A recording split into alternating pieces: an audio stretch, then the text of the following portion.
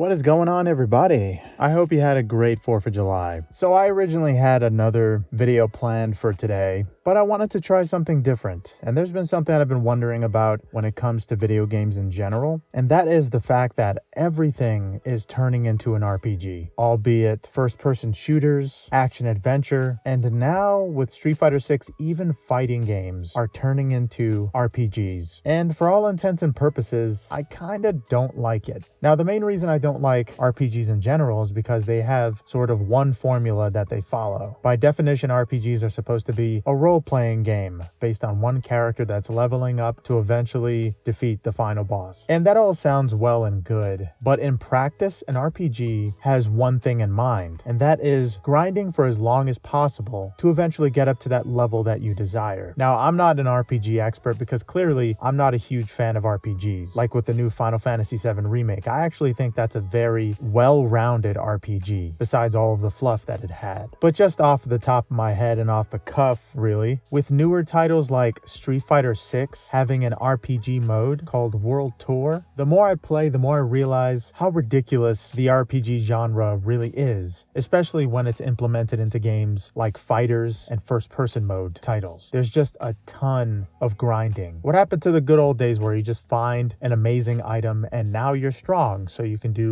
different things? But no, now you have to upgrade and go through these insurmountable amount of fetch quests. And the king of fetch quests are games like Assassin's Creed, which started out as an action-adventure game but eventually became an RPG. And then it went on to games like Destiny and Destiny 2. Now, Destiny's made by a little old company named Bungie, and Bungie made the best first-person shooter in history, Halo Combat Evolved. I used to play that all the time with my friends, and it was a simple game. You just go in, try to find the best weapon that suits you, and fine-tune your skills so you can kill your opponents or friends online, and then showboat. It was kind of a video game version of football. But now, Bungie went on to an incredibly long career with Destiny and Destiny 2. I don't remember all the expansions' names, but I'm just gonna make them up. The Light Guardian, Darkness in the Moon. Stuff that sounds as generic as that are being implemented into Destiny 2 for this continuously and never-ending expansion of this first-person looter shooter RPG. Now that's where the RPG becomes a little dangerous and annoying for me. With Street Fighter 6, there are actually some aspects that are worse than Street Fighter 5. Like the fact that you have to simp to fighters and go on countless fetch quests for, say, Ryu or Chun-Li, all in the sake of getting their original costumes, which were in the game since the 80s. Now, with Street Fighter 5, all you need to do is complete their main story, which is about 10 to 15 minutes. It's not bad at all. Compared to Street Fighter 5, unlocking in Street Fighter 6 is a freaking nightmare. And it's mainly because it's turned into an RPG where you need to simp to one or another character just to get a tiny little droplet of content or substance. And that's the main part I don't like about most RPGs that come out these days. They are so absolutely stingy when it comes to content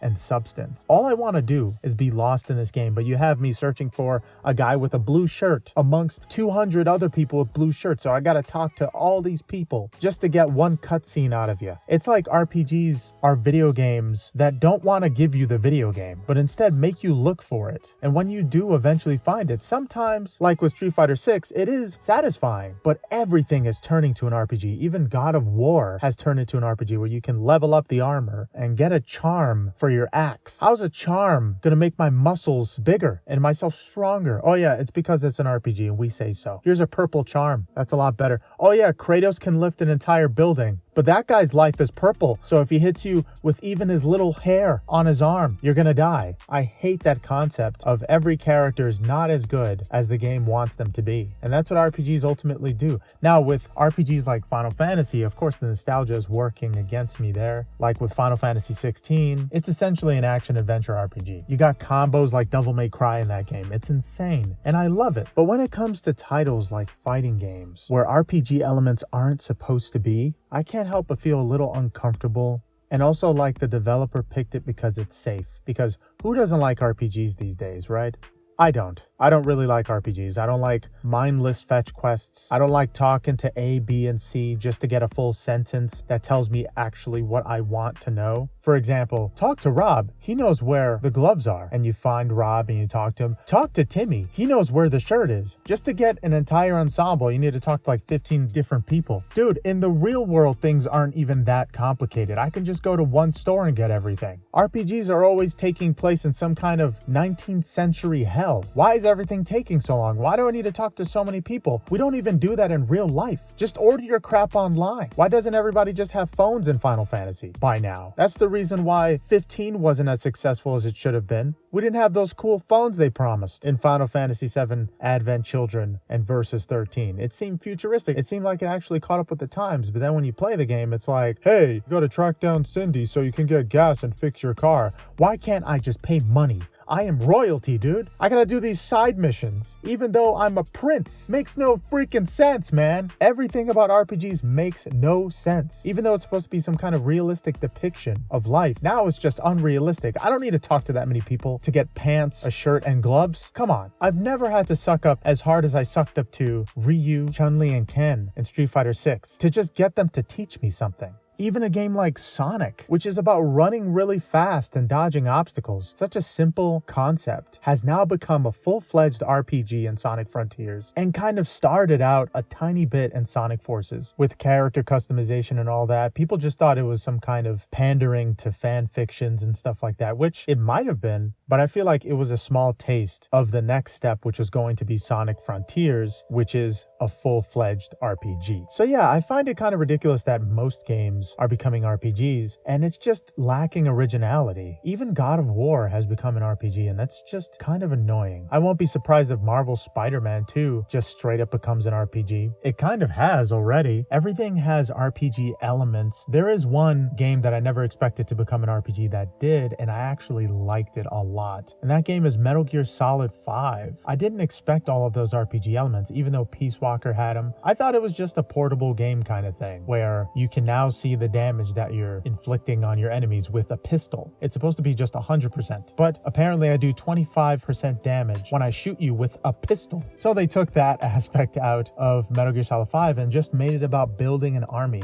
And yes, building an army is kind of like an RPG. So I think in that context and way of using RPG elements is perfect for a game like Metal Gear Solid 5. A lot of people say, yes, it's kind of boring and barren. It's really not. When you're playing for the first time, it's actually kind of amazing what you can do when you level things up like R&R or your technical squad. You can actually learn new languages if you recruit people on the spot. Recruiting people levels your team up. So it's not exactly like if you look at a person long enough, you will get level 5. No, it's not like that. It's sort of the more you grow your army, the more your army can learn and create. So you create customized weapons according to who you take and what their specialties are. I think that kind of RPG is perfect. But when it comes to simple RPGs like Final Fantasy 15 and the fact that you're royalty, so you kind of already have everything, and then you just don't, makes no sense to me. You're already supposed to have an army, not just a phone, so you can talk to the army, meet up with them every once in a while to unearth tombs, and sometimes summon things. When an RPG like Final Fantasy 15 has become even more limiting, like the worst part of it, paying for gas so you can watch your character drive to the location if you don't have enough money to fast travel. And that's the crux and the Achilles heel of RPGs. With Street Fighter 6, you actually have to pay for flight tickets so you can fast travel to these different locations. But some of these locations are just pan left and pan right. They're literally one layer and you have to pay to go to that location. You know why? Because Cammy only likes Jaleel. So you have to go and get some Jaleel for her in Jamaica, which is just a pan left and pan right location. And who would have thought there was actually a shop in a place you can only pan left and pan right to, besides just visiting DJ or something like that. It's those kind of aspects that make it feel absolutely cheap and stingy with content. And ironically enough, those are specifically RPG elements. And those are the type of elements that I want to never see in a video game in the next 5 years. I'm just done with RPGs, or I'm done with elements of RPGs where they don't belong. I do think it is unique to create a fighting fighting game that has RPG elements for the first time, it is kind of cool to see that and to create your own character and go to different locations, yada, yada, yada. But in practice, it just makes it feel like every other RPG. And in that sense, I think if you make a game as unique as Street Fighter feel like an RPG, but a little worse than some other JRPGs, then by definition in practice, that's not a good thing. You're just making it a generic JRPG where you get some story developments here and there, and hey, there's that one character you met for 5 seconds. Do you care about him now?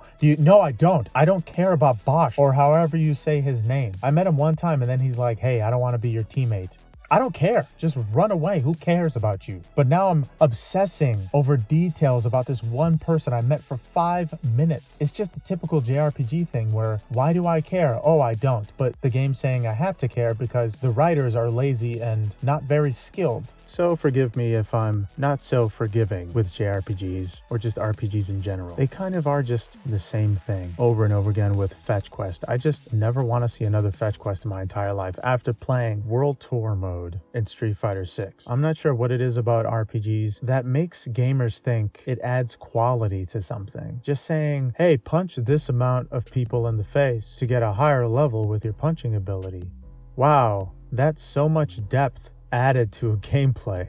But yeah, this is just a random video to blow off some steam. Well, what do you guys think about RPGs and the fact that they're being injected into almost every video game known to man nowadays? I think it's honestly unoriginal, even though some games do it in a mediocre to okay way, like Street Fighter 6 and Sonic Frontiers. Sometimes I enjoy when it is implemented into games, but games just don't need to be RPGs. Fighting someone with purple health shouldn't give them the right to one-shot me if I'm a character in the story that is most likely a lot stronger than they are. Isn't it called role-playing game? If I'm properly playing a role, then I should be able to one-shot that guy. But of course, because they have purple health and they're a certain level of grunt, that means that they're most likely going to overpower me. Now, with a game like Halo Infinite, it didn't do this. It's good that I just don't run into a little tiny grunt with gold health and he just looks at me once and I explode. Not that that ever happened. But yeah, let me know what you think about all this JRPG and RPG garbage that's washing over the video game community. But thank you guys so much for watching. Hope you have a good one. Later.